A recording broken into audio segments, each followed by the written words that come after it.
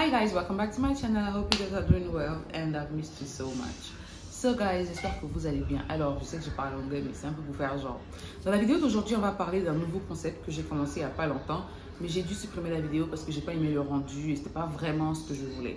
Ce concept s'appelle confession nocturne. Yeah.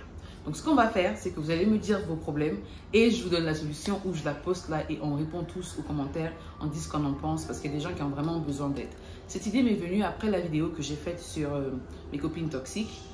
J'ai des copines, des amis et des gens que j'ai pas vu depuis des années qui m'ont écrit sur Facebook, sur WhatsApp, qui m'ont appelé, que j'ai même vu en face, qui m'ont dit non, voilà, en tout cas ce par quoi tu passes, on est passé par là. Et j'ai réalisé que c'est carrément notre génération et puis toutes ces filles sont mariées ou en couple ou ont des enfants, baby daddy et tout ça. J'ai compris qu'il y a un problème en fait, donc il fallait que ce soit résolu. Je ne suis pas la seule qui soit passée par cette situation-là. Et comme j'ai pu aider des gens, pourquoi ne pas faire de ça un plateau télé? Je rigole. Pourquoi ne pas faire de ça une émission? Et comme toute émission, il y a un générique. Donc le générique, c'est quoi? Angèle, assieds-toi, faut que je te parle. J'ai passé ma journée dans le noir. Angèle, je le sais, je le sens. Je le suis, quelque chose ne va pas. C'est le premier couplet. Et le deuxième, c'est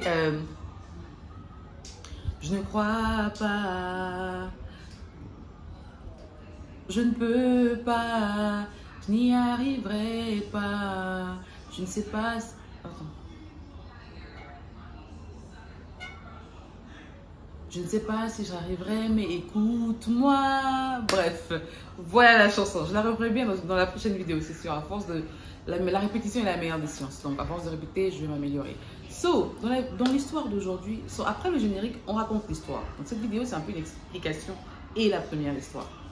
Après, je vous raconte l'histoire. Maintenant, si vous voulez m'envoyer vos histoires, vos problèmes, vos confessions, vous pouvez m'envoyer par mail ou sur mon Instagram. Je le mets là et juste en barre d'infos de cette vidéo. Et on peut commencer.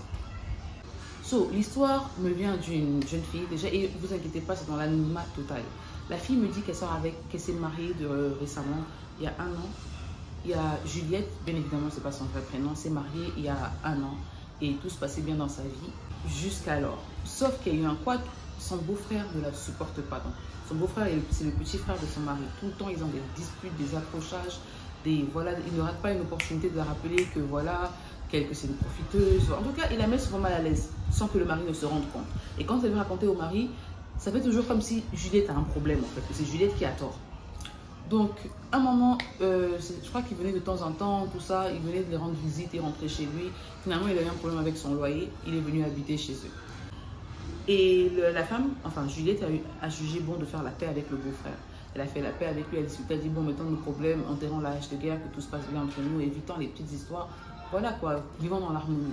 Le petit frère accepte, ils ont commencé à être proches, à discuter de temps en temps. Mais le mari voyait ça d'un mauvais œil. Le mari n'aimait pas leur proximité.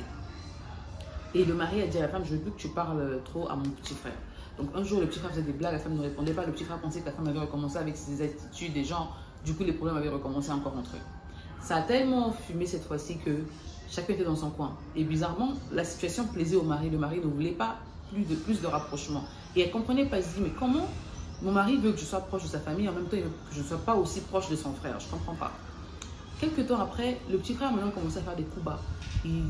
L'argent disparaissait dans la maison. Il ramenait des filles. En tout cas, histoire sur histoire, il y avait plein de trucs. Il m'a raconté beaucoup de choses. Mais le petit frère là, vraiment, il a ce qu'on appelle le manque de respect. Il pensait que c'était l'un de ses parents. Quoi. Il se croyait tout permis. Elle prépare, il se sert. Bref, j'avais oublié de vous dire au départ, je ne sais pas si j'ai dit, elle avait une ménagère qui habitait chez eux et qui travaillait chez eux. Mais la ménagère venait de notre pays. Quelques temps après, la ménagère, en fait, elle a commencé à suspecter que la ménagère et le beau-frère s'étaient ensemble. Donc, un jour, elle est rentrée des courses, elle n'a pas klaxonné. Bon, dans ses suspens, elle a dit non, elle doit les surprendre en fait. Elle est vite rentrée dans la maison, elle a ouvert le portail, elle est rentrée, elle les a vus ensemble dans la chambre. Maintenant, le petit frère la supplie de ne pas dire ça au frère, au grand frère. Maintenant, sachant tout ce que le petit frère a fait contre elle, sachant tout ce que le petit frère lui a dit, genre le nombre de fois que le petit frère a manqué de respect, le nombre de fois que le petit frère, sachant que le petit frère en fait est problématique et tout, elle a envie d'utiliser ça comme un moyen de pression sur lui pour qu'il arrête de la stresser, de la déranger. Et elle me demandait, enfin, et elle nous demande, à nous ou à vous, qu'est-ce que vous en pensez? Est-ce qu'elle devrait utiliser ça comme un moyen de pression sur le beau-frère? Ou est-ce qu'elle devrait juste laisser passer pour, en pensant que le beau-frère aura, genre, self-conscious, qu'il aura une conscience, qu'il va se calmer, qu'il va comprendre que, ah, la Gola a pardonné un de mes trucs, donc je passe à autre chose, j'arrête de la stresser. Donc, voilà un peu son histoire. Les gars, moi, personnellement, si j'ai un truc à dire, mon point de vue, je le donne. Ça ne sert à rien d'avoir un objet de pression parce que la vie est longue. Toi-même, tu peux faire un truc, demain, il va prendre 50 ans pour aller dire à ton mari. Ou bien ce sera un objet de pression jusqu'à ce qu'à la fin, il le dise à ton mari. Soit tu le dis à ton mari, vous réglez ça, vous partez sur de bonnes bases. Comme ça, le mariage au moins est sain. Et ton beau-frère sait que toi et ton mari, vous êtes un. Parce que si ton mari apprend que tu étais au courant, il va se fâcher. Donc, peu importe comment l'histoire va sortir, au cas où ça sort et qu'il apprenne que tu es au courant, depuis tout ce temps, tu lui as rien dit, il va se fâcher.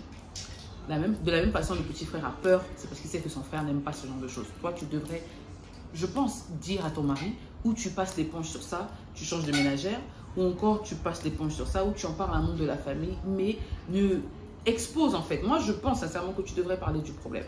Après, vous me dites, si vous trouvez que c'est trop harsh, c'est trop dur, qu'elle devrait juste passer l'éponge et tout. Mais réflexion faite, le mariage, c'est très délicat. Le mariage, c'est un long parcours de haut et de bas. Et ton mari, c'est ton allié, c'est ton meilleur ami, c'est la seule personne qui va jamais t'abandonner parce qu'il, bon, à moins que je divorcie, mais bon, on n'est pas là, qui va jamais t'abandonner parce que c'est lui qui t'a emmené dans la famille, donc c'est lui ton défenseur. Tu peux pas lui cacher ce genre de choses, tu dois lui dire. Peut-être pas avec un ton genre, ton petit frère là, sa caractère, non. Il faudrait juste trouver les mots sages, enfin, il faudrait que tu sois vraiment sage, que tu trouves les bons mots pour lui faire passer le message que voilà ce qui s'est passé dans la maison. Moi, j'ai pas aimé, c'est pas normal parce que si vous avez une petite fille par exemple, parce que là, ils n'ont pas d'enfant, tu ne seras pas à l'aise dans ton cœur avec le beau-frère à côté, tu sais de quoi il est capable, tu vois. Vous voyez un peu, c'est ce que j'ai oublié de vous dire, la fille qui vivait chez eux avait 16 ans, la ménagère avait 16 ans et le beau-frère avait 28 ans, 28 ans, donc vous voyez. So, elle doit forcément parler à son mari. Ça, c'est mon point de vue. Après, dites-moi dans les commentaires ce que vous pensez. Si vous pensez que je suis trop hache, ne vous gênez pas. Dites-le moi. Et puis, on se revoit la prochaine fois pour une autre vidéo. Donc, voilà. J'espère que vous avez aimé le contenu, le concept. On se dit à la prochaine pour une autre vidéo. Et n'oubliez pas, si vous pouvez m'envoyer vos confessions nocturnes, envoyez-les-moi sur Instagram. Voilà le lien. Vous regardez la barre d'infos. Ou encore, regardez mon About, ma bio sur YouTube. Ou encore, envoyez-moi ça par mail sur jaelgegide@gmail.com. Merci beaucoup, je vous envoie plein de bisous et abonnez-vous. Ciao, ciao. Partagez aussi au maximum.